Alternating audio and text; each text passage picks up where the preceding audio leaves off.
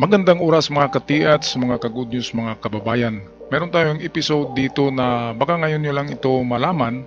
Ito'y courtesy na video ng ating kapatid Abinids. Ito ang tungkol sa gagawin sanang pisong dolyar ni FM na backup ng kanyang tunay-tuniladang ginto.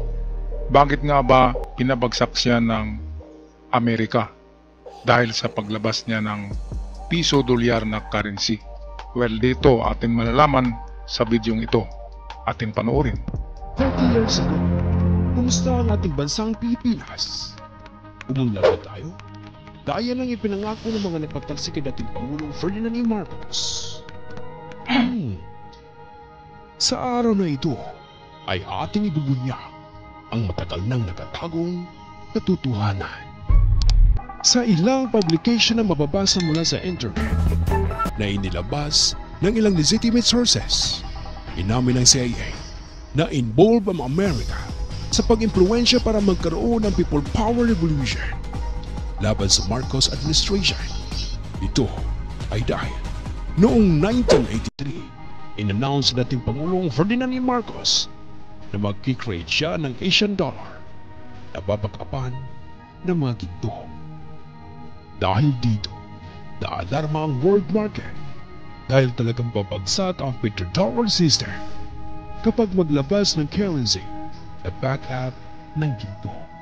Ito ang ating sitwasyon ngayon sa buong mundo. Ang buong mundo ay dominated by dollars currency, which is ayon sa pagprinta ng mga dolyar na yan, kaya nagiging number 1 na currency yan sa buong mundo dahil pinaniwalaan at sinabi ng Amerika na backup yan ng tunay-tuniladang ginto na nandyan sa Fort Knox. Pero actually, sabi ng iba, ay drawing lamang yung mga ginto sa Fort Knox. Meron lang silang maliit na reserba ng ginto na hindi pwedeng i-backup sa kanilang prinenta na pera. Kasi napakaraming printa na pera na dolyar ang Amerika. Ngayon, paano mabackupan yan kung meron lang silang 8,000 tons of gold bars? Diba? Si Marcos ay mayroong tunay-tunilada sa BSP lang 400,000 tons.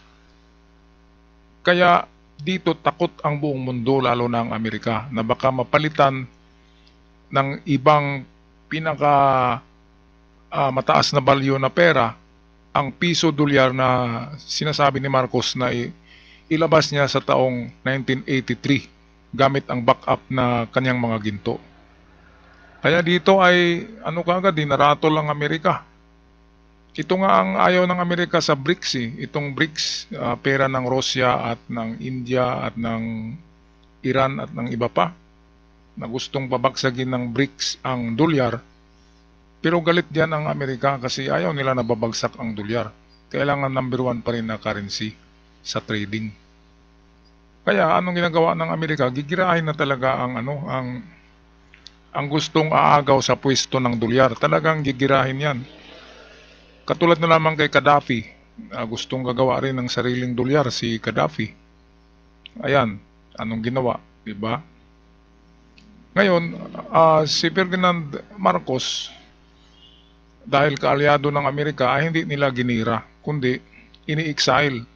Kung napansin nyo, imbis na doon papunta sa Tarlac, si Marcos noong revolusyon, doon siya muna magtayo ng kanyang Malacanang, kasama ang kanyang general at mga loyalista. Ang nangyari, kinuha siya ng Amerika.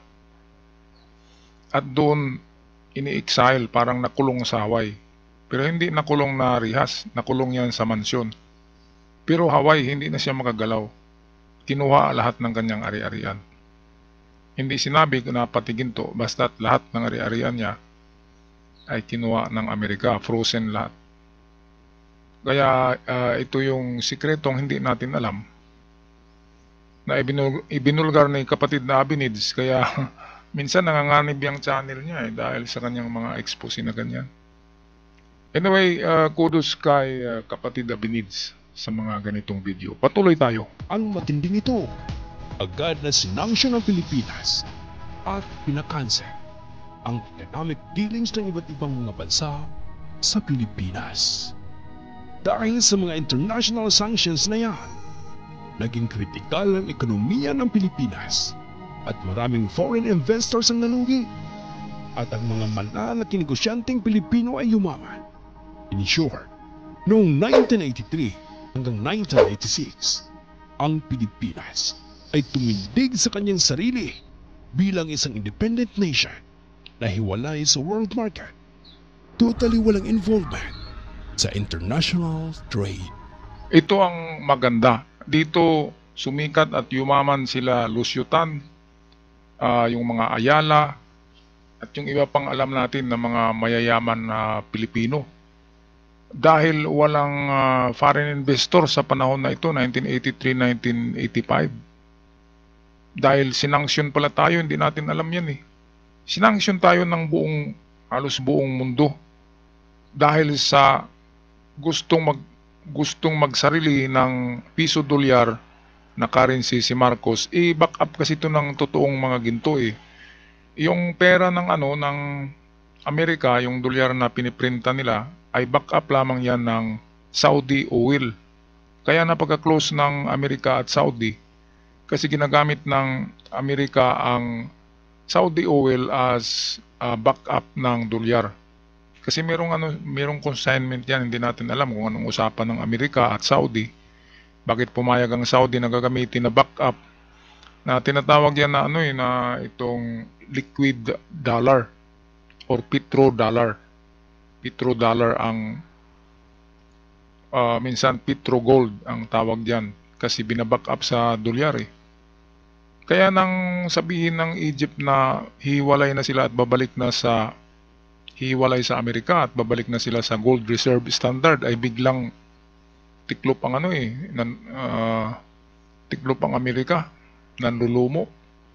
Ewan ko lang kung matuloy itong gold reserve standard. At yan na malaman kung sino ang may maraming ginto talaga. Ngayon kasi ay tayo eh, itong oil backup ang ating mga printed currency, lalo na ng dolyar. Petrodollar ang tawag. Noong panahon ng Bretton Woods na nakapanahonan, ay 1940s yan, lahat ng printed money ay talagang may katumbas na ginto. Ibinago yan pagdating ng presidente na si Nixon yata yun ng Amerika, ay binago niya, ginagawang petrodollar backup ang currency na dolyar. Kaya hindi ginto ang nakaback up dyan sa dolyares ng Amerika. Pero nanatiling number 1 currency pa rin sa trading sa buong mundo na nais tapatan o nais pabagsakin ng BRICS ng Russia, India, Iran at iba pa ng China. At gagamitin na pera ay ang tinatawag na BRICS money system, pero hindi pa rin yan natuloy kasi gigirahin talaga sila ng Amerika kung itutuloy nila yan. Kaya ganyan ang nangyari kay PBBM, kay FM, Pulakay. Ganyan ang nangyari kasi gusto niyang magtayo ng paano kung natuloy yun, di ba? Mawawala ang dolyar sa eksena at Pilipinas na ang pinaka-superpower country kasi ang ekonomiya at currency ay nakabase sa gold reserve eh. Kaya sa panahon ni Marcos yun, nasana yun.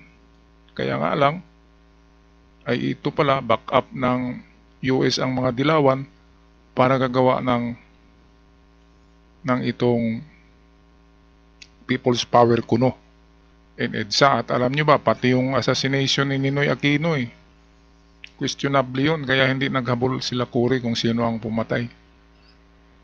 Hindi na natin banggitin pero may ideya na kayo. Diba, yung gustong pabagsakin ang ating piso dolyar ay yun din yung tumira kay Ninoy para doon kay Marcos. Doon i-blame kay Marcos para magalit ang taong bayan, matuloy itong people EDSA power na walang ka-power.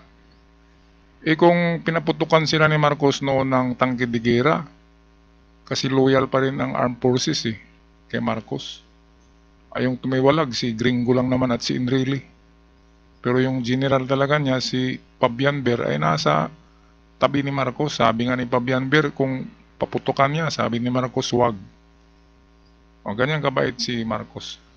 At papunta na sila ng Tarlac, uwi sa kanilang mansyon doon. Ngayon, pinick up sila ng US Air Force. Saka yata yun ng helicopter, dinala sa Hawaii kaagad. Okay, tapusin natin ang video with kapatid na Abinids. Palibhasa, hindi kasi nila alam na may trust account si Ferdinand A. Marcos sa World Bank. Kaya, kahit ilang bilyon pa ang ipautang ng World Bank sa Pilipinas, alikabok lang yan.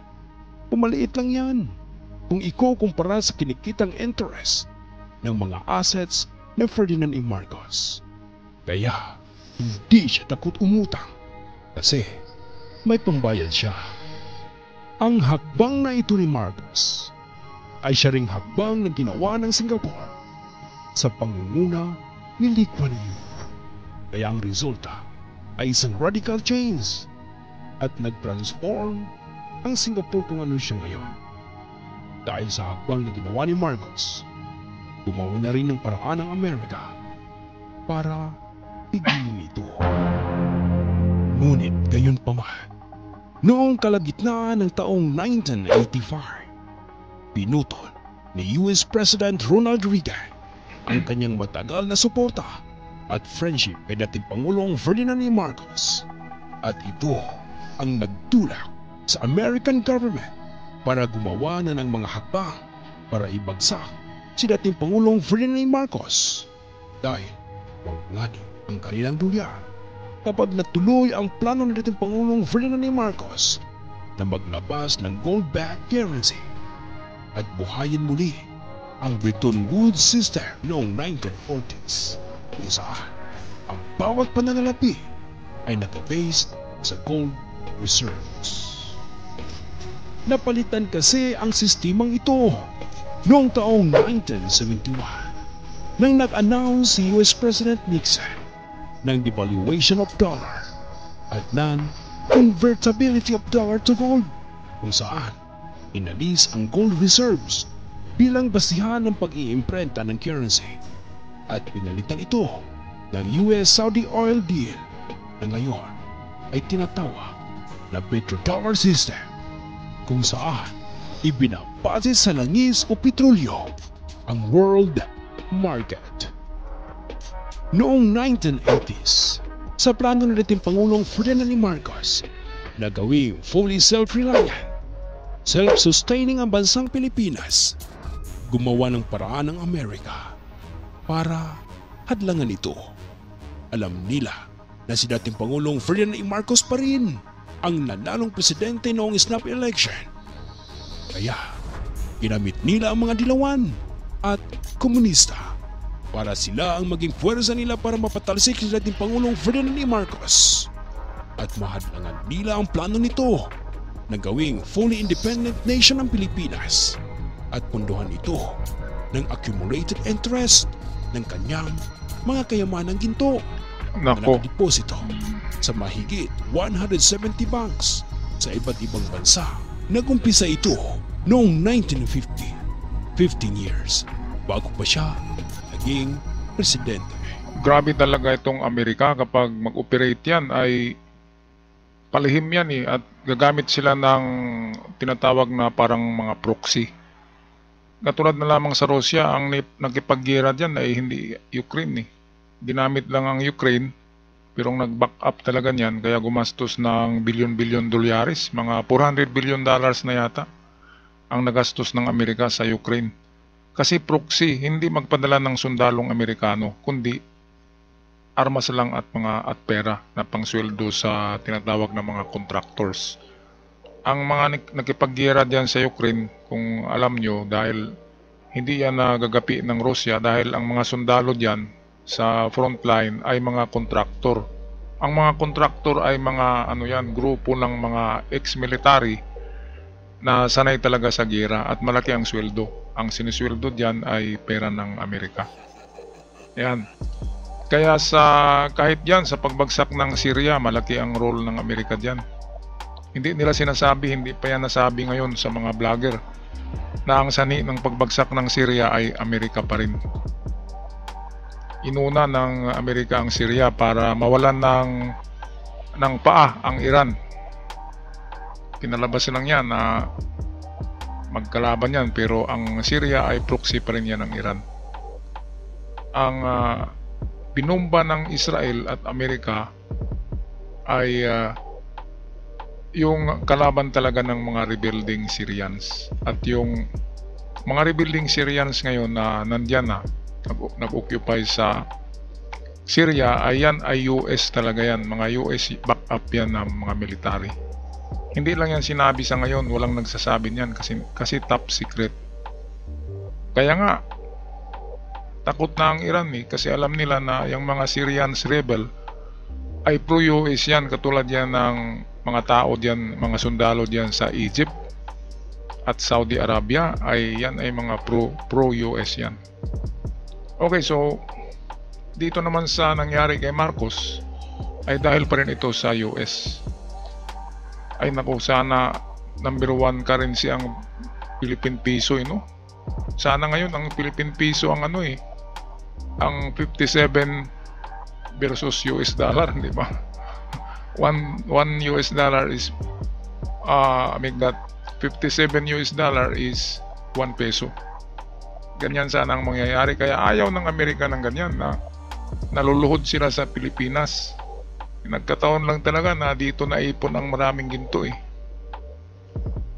Kaya si Marcos ay walang makapaniwala ng ganyan pero kung atin titingnan talaga kay Karen Hoodies sa World Bank, lawyer ng World Bank yan, nagsasabi na totoo yan.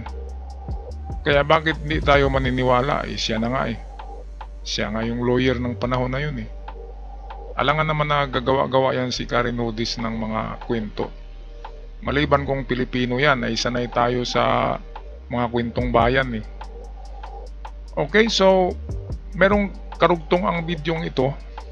Maybe tomorrow ay aking i-upload. At huwag kalimutan mag-subscribe sa ating channel para palagi kayong updated sa mga ganitong klaseng video. Paalam and God bless the Philippines.